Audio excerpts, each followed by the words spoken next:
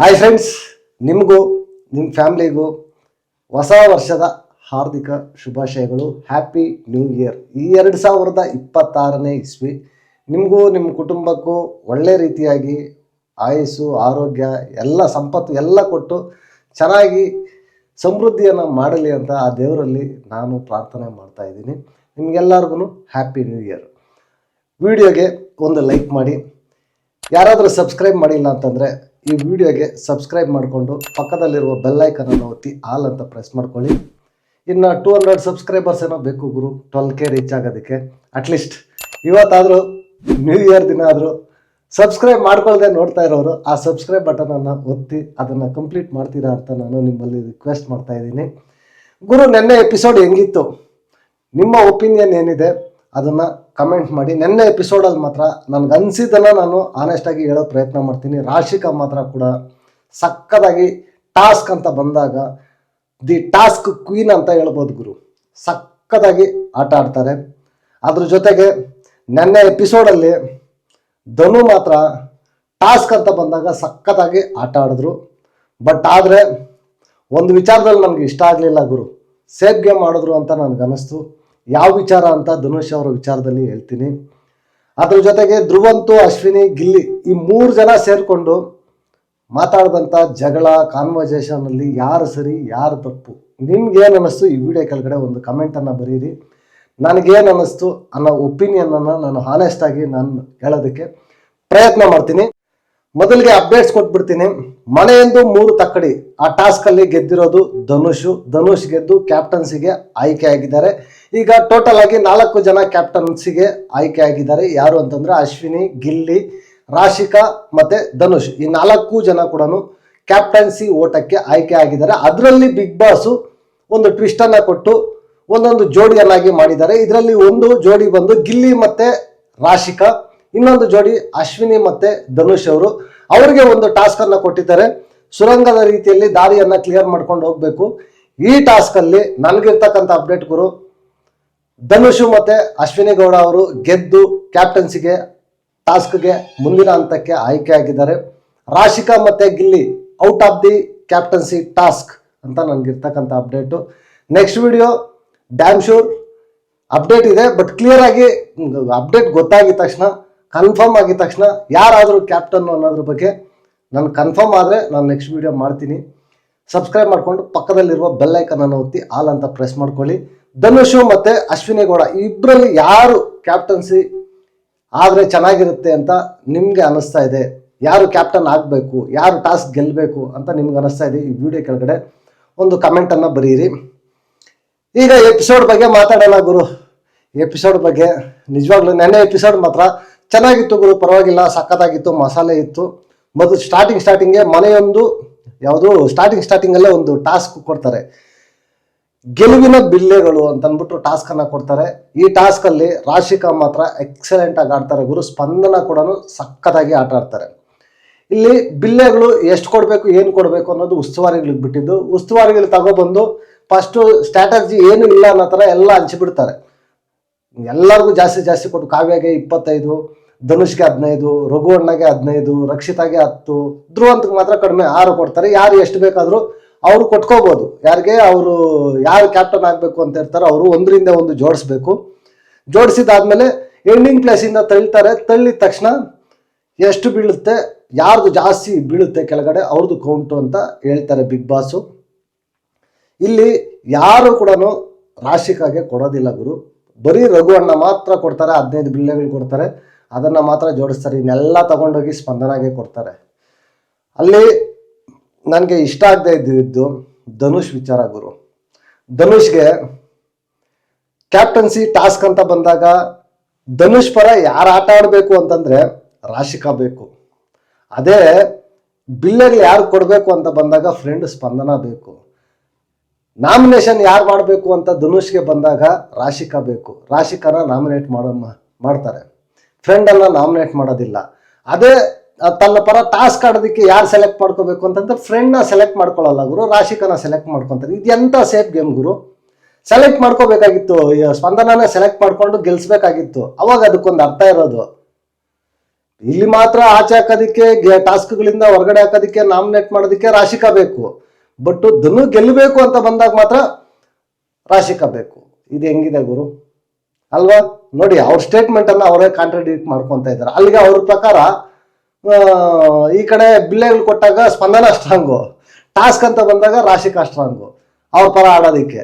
ಏನು ಗುರು, ಅವ್ರ ಸ್ಟೇಟ್ಮೆಂಟ್ ಅನ್ನ ಅವರೇ ಕಾಂಟ್ರಡಿಕ್ಟ್ ಮಾಡ್ಕೊಂತಾರೆ ಗುರು. ನನ್ಗೆ ಯಾಕೋ ಧನುಷ್ ಪ್ಲೇ ಇಷ್ಟ ಆಗ್ಲಿಲ್ಲ ಗುರು. ನೆನ್ನೆ ಮಾತ್ರ ಆನೆಸ್ಟ್ ಆಗಿ ಹೇಳ್ತೀನಿ, ಇಷ್ಟ ಆಗ್ಲಿಲ್ಲ. ಇಲ್ಲ ರಾಶಿಕಾಗೆ ಕೊಟ್ಟು ರಾಶಿಕಾನೇ ಸಪೋರ್ಟ್ ಮಾಡೋ ತರ ಇದ್ದಿದ್ರೆ ಚೆನ್ನಾಗಿರ್ತಾ ಇತ್ತು. ಇಲ್ಲ ಸ್ಪಂದನಾಗೆ ಸಪೋರ್ಟ್ ಮಾಡಿದ್ದಿದ್ರೆ ಸ್ಪಂದನನೇ ಧನುಷ್ ಪರ ಆಡಿದಿದ್ರೆ ಚೆನ್ನಾಗಿರ್ತಾ ಇತ್ತು. ಅದು ಬಿಟ್ಟು ಇಲ್ಲಿ ಸಪೋರ್ಟ್ ಮಾಡಿದ್ ಸ್ಪಂದನಾಗೆ, ಅವ್ರ ಪರ ಅಂತ ಬಂದಾಗ ರಾಶಿಕಾ. ಇದು ಯಾವ ನ್ಯಾಯ ಗುರು? ಈ ಟಾಸ್ಕ್ ಅಲ್ಲಿ ಇಬ್ರು ಸಖತ್ತಾಗಿ ಆಟ ಆಡ್ತಾರೆ ಗುರು. ಫಿಸಿಕಲ್ ಆಗಿ ಸಖತ್ತು ಸ್ಟ್ರಾಂಗ್ ಆಗಿ ಇದ್ ಮಾಡ್ತಾರೆ ಸ್ಪಂದನ ಮತ್ತೆ ರಾಶಿಕಾ. ಫೈನಲ್ ಆಗಿ ಬಂದಾಗ ಈ ಟಾಸ್ಕ್ ಅಲ್ಲಿ ರಾಶಿಕಾ ಅವರು ಗೆದ್ದು ನೆಕ್ಸ್ಟ್ ಲೆವೆಲ್ಗೆ ಕ್ಯಾಪ್ಟನ್ಸಿ ಅಂತಕ್ಕೆ ಕಂಟೆಂಟರ್ ಆಗಿ ಆಯ್ಕೆ ಆಗಿದ್ದಾರೆ. ಡಿಸರ್ವ್ ಗುರು. ರಾಶಿಕಾ ಟಾಸ್ಕ್ ಅಂತ ಬಂದಾಗ ದಿ ಟಾಸ್ಕ್ ಕ್ವೀನ್ ಅಂತ ಹೇಳ್ಬೋದು ಗುರು. ಸಕ್ಕದಾಗಿ ಟಾಸ್ಕ್ ಅಂತ ಬಂದಾಗ ಟಾಸ್ಕ್ ಆಟ ಆಡ್ತಾರೆ. ಮೋರ್ ಡಿಸರ್ವ್ ಅಂತ ಅನಿಸ್ತು ಗುರು ಸ್ಪಂದನಾಗಿಂತ ನನಗೆ. ಟಾಸ್ಕ್ ಅಂತ ವಿಚಾರ ಬಂದಾಗ ಆಯ್ಕೆ ಆಗಿದ್ದು ಹ್ಯಾಪಿ ಅಂತ ನನ್ಗನಿಸ್ತು. ನಿಮ್ಗೇನು ಅನಿಸ್ತು ಕಾಮೆಂಟ್ ಮಾಡಿ. ಅದೆಲ್ಲ ಆದ್ಮೇಲೆ ನೆಕ್ಸ್ಟು ಶುರುವಾಗುತ್ತೆ ಗುರು. ಇಲ್ಲಿ ಯಾರ್ದು ಈ ಕಡೆ ಗಿಲ್ಲಿ, ಧ್ರುವಂತು, ಅಶ್ವಿನಿ ಇವ್ರದ್ದು ಒಂದು ಕಾಮಿಡಿಯಾಗಿ ಟ್ರ್ಯಾಕ್ ಅನ್ನೋದು ಸ್ಟಾರ್ಟ್ ಆಗಿ ಸೀರಿಯಸ್ ಲೆವೆಲ್ ಹೋಗಿ ಎಂಡ್ ಆಗುತ್ತೆ ಗುರು. ಇಲ್ಲಿ ಫಸ್ಟ್ ಸ್ಟಾರ್ಟ್ ಮಾಡಿದ್ದು ಗಿಲ್ಲಿನೇ ಗುರು. ಪ್ರವೋಕ್ ಮಾಡಕ್ ಸ್ಟಾರ್ಟ್ ಮಾಡಿದ್ದು ಗಿಲ್ಲಿನೇ. ಅದಾದ್ಮೇಲೆ ಧ್ರುವಂತ್ ಸ್ಟಾರ್ಟ್ ಮಾಡ್ತಾರೆ, ಅಶ್ವಿನಿ ಮೇಡಮ್ ಸ್ಟಾರ್ಟ್ ಮಾಡ್ತಾರೆ. ಧ್ರುವಂತ್ ಮಾತಾಡಿದ ಮಾತುಗಳು ಒಂದು ಸರಿ ಇಲ್ಲ ಗುರು. ಅವ್ರು ಮಾತಾಡಿದ್ದೇನು, ನೀನು ಮಾಡ್ಕೊಂಡ್ ಬಂದಿರೋದು 6 ಶೋ 3 ಶೋ, ನಾನು 40 ಫೀಟ್ ಇದರಲ್ಲಿ ಕೆಲಸ ಮಾಡಿರೋನು, ನನಗಿರೋ ಲೆವೆಲ್ಲೇ ಬೇರೆ, ನಿನಗಿರೋ ಲೆವೆಲ್ಲೇ ಬೇರೆ, ಹೊರಗಡೆ ವಿಚಾರಗಳು ತಗೊಬಂದು ಮಾತಾಡಬಾರ್ದಾಗಿತ್ತು. ಈ ಕಡೆ ಅಶ್ವಿನಿ ಮೇಡಮ್ ಅಂತ ಬಂದಾಗ ಸ್ಪೈನಲ್ ಕಾರ್ಡ್ ಇಲ್ಲ, ಅದಿಲ್ಲ ಇದಿಲ್ಲ ಅಂತ ಮಾತಾಡಿದ್ದು ಅವ್ರದ್ದು ಮಿಸ್ಟೇಕು. ಈ ಕಡೆ ಗಿಲ್ಲಿ ಅಂತ ಬಂದಾಗ ಗಿಲ್ಲಿ ಮಾತಾಡಿದ್ದು ವಿಗ್ಗು, ಅಲ್ಸೆಟ್ಟು, ಧ್ಯಾನ ಇವೆಲ್ಲ ಪರ್ಸನಲ್. ಗಿಲ್ಲಿ ಮಾತಾಡಬಾರ್ದಾಗಿತ್ತು. ಇಲ್ಲಿ 3 ಜನದ ಕೂಡ ಮಿಸ್ಟೇಕ್ ಇದೆ. 3 ಜನ ಕೂಡ ಒಂದು ಕಂಟೆಂಟ್ಗೋಸ್ಕರ ಡ್ರಾಮಾ ಮಾಡಿದ್ರು ಅಂತ ನನಗೆ ಅನಿಸ್ತು ಗುರು. ಸುಮ್ಮನೆ ಟ್ರಿಗರ್ ಮಾಡಿದ್ರು. ಅವ್ರ ಕಂಟೆಂಟ್ ಬೇಕಾಗಿತ್ತು, ಇವ್ರಿಗೂ ಕಂಟೆಂಟ್ ಬೇಕಾಗಿತ್ತು, ಹಿಡ್ಕೊಂಡು ಸುಮ್ಮನೆ ಒಂದು ಬೇಜಾರು ಮಾಡಿಸಿದ್ರು ಅಂತ ನನಗನ್ನಿಸ್ತು. ಇಲ್ಲಿ ಯಾರ್ದು ಕೂಡ ಒಂದು ಪ್ರಾಪರ್ ಆರ್ಗ್ಯುಮೆಂಟ್ ಇರಲಿಲ್ಲ. ಸುಮ್ಮನೆ ಹಾವಭಾವಗಳು ಇದು ಮಾಡಿಕೊಂಡು ಕಿರ್ಚಾಡ್ತಾ ಇದ್ದಾರೆ ಅಷ್ಟೇ. ವ್ಯಾಲಿಡ್ ಆಗಿ ಯಾರ್ದು ಇಲ್ಲ. ವೀಕೆಂಡ್ ಬಂದು ಸುದೀಪ್ ಅಣ್ಣ ಇದ್ರ ಬಗ್ಗೆ ಏನು ಮಾತಾಡ್ತಾರೆ? ಯಾರಾದ್ರೂ ಒಬ್ಬರಾದ್ರೂ ಕರೆಕ್ಟ್ ಆಗಿರ್ಬೇಕಲ್ಲ. ಎಲ್ಲ ಒಂಥರ ಮಾತಾಡಿದ್ದಾರೆ. ಯಾರು ಕರೆಕ್ಟ್ ಆಗಿದ್ದಾರೆ? ಯಾರು ಕರೆಕ್ಟ್ ಆಗಿಲ್ಲ. ಎಂಡ್ ಆಫ್ ದಿ ಡೇ ಅವ್ರಿಗೆ ಏನು ಬೇಕು? ಕಂಟೆಂಟ್ ಬೇಕು ಅಷ್ಟೇ ಆಗಿದ್ದು. ವ್ಯಾಲಿಡ್ ಮಾತ್ರ ಇಲ್ಲ ಗುರು. ತುಂಬ ಪರ್ಸನಲ್ ಆದ್ರು, 3 ಜನ ಪರ್ಸನಲ್ ಆದ್ರು, ಕಂಟೆಂಟ್ಗೋಸ್ಕರ ಮಾಡಿದ್ರು ಅಂತ ನನಗೆ ಅನಿಸ್ತು ಅಷ್ಟೇ ಗುರು. ಅದೆಲ್ಲ ಆದಮೇಲೆ ನೆಕ್ಸ್ಟು ಕೂತ್ಕೊಂಡು ಮಾತಾಡ್ತಾ ಇರ್ತಾರೆ. ನಾವು ಹೆಂಗೆ ಕೊಟ್ವಿ, ಗಿಲ್ಲಿಗೆ ಇದೇ ಥರ ಕೊಡಬೇಕು, ಅದೇ ಥರ ಕೊಡಬೇಕು ಅಂತ. ಗುರು ಇಲ್ಲಿ ನನಗೇನು ಅನಿಸ್ತು ಅಂತಂದರೆ ಧ್ರುವಂತು ಕ್ಲಿಯರ್ ಕಟ್ ಮಿಸ್ಟೇಕ್ ಗುರು. ಧ್ರುವಂತನ ನಂಬಿದ್ದು ಅಶ್ವಿನಿ ಮೇಡಮ್ದು ಕ್ಲಿಯರ್ ಕಟ್ ಮಿಸ್ಟೇಕು.